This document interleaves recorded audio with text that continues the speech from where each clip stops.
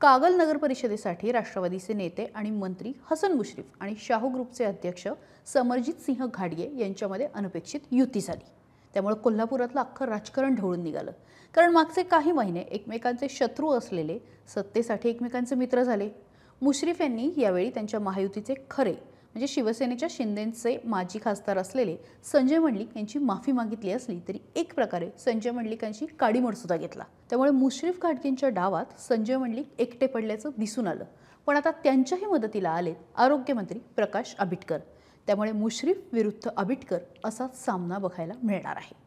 खरं तर आबिटकर आणि मुश्रीफ यांचं जुनं वैर आहे आणि त्याचं कारण सुद्धा तसं आहे। कारण कोल्हापूरचं पालकमंत्रीपद महायुतीमध्ये आबिटकरांकडे गेलं। त्यापूर्वी महाविकास आघाडी असताना ते मुश्रीफांकडे होतं। त्यामुळे मुश्रीफ नाराज झाले आणि त्यांच्यामध्ये शीतयुद्धाला सुरुवात झाली।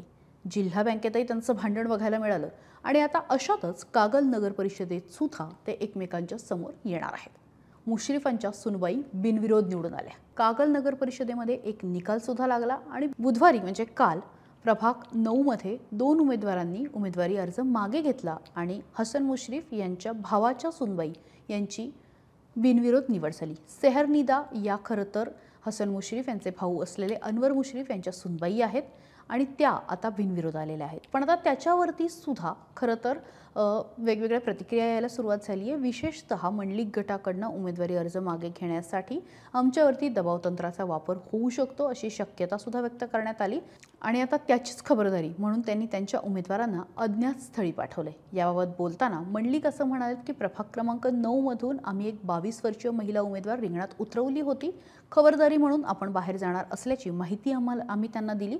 मात्र कपडे आणण्यासाठी त्या कागलमध्ये त्यांच्या घरी गेल्या आणि त्या ठिकाणी त्यांना आर्थिक आमिष दाखवण्यात आलं आणि त्यांनी माघार घेतली। त्यामुळे आता मुश्रीफ समरजित सिंह घाटगे यांच्या युतीनंतर एकाकी पडलेले मंडलिक यांना भाजपचे नेते संजय घाटगे सुद्धा मदत करणार का हा सुद्धा प्रश्न आहे।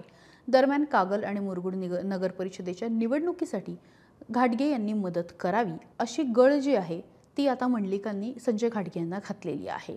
खरं तर या युतीमुळे कोणाचाही विश्वासघात होणार नाही असं जरी मुश्रीफांनी म्हटलेलं असलं तरी संजय मंडलिक चांगलेच अस्वस्थ झालेले आहेत आणि विरोधामध्ये उभेच आहेत। त्यामुळे या निवडणुकीमध्ये नेमकं काय होतं, कागलच्या सत्तेवरती कोण येतं, हसन मुश्रीफ आपली सत्ता राखणार का की त्या ठिकाणी संजय मंडलिक त्यांना धोबीपछाड देणार आणि प्रकाश आबिटकर यांची भूमिका किती महत्त्वाची ठरणार, सगळ्या राज्याचं लक्ष लागलेलं आहे। तुम्हाला या सगळ्याबद्दल काय वाटतं? मुश्रीफांचं वागणं पटतं का?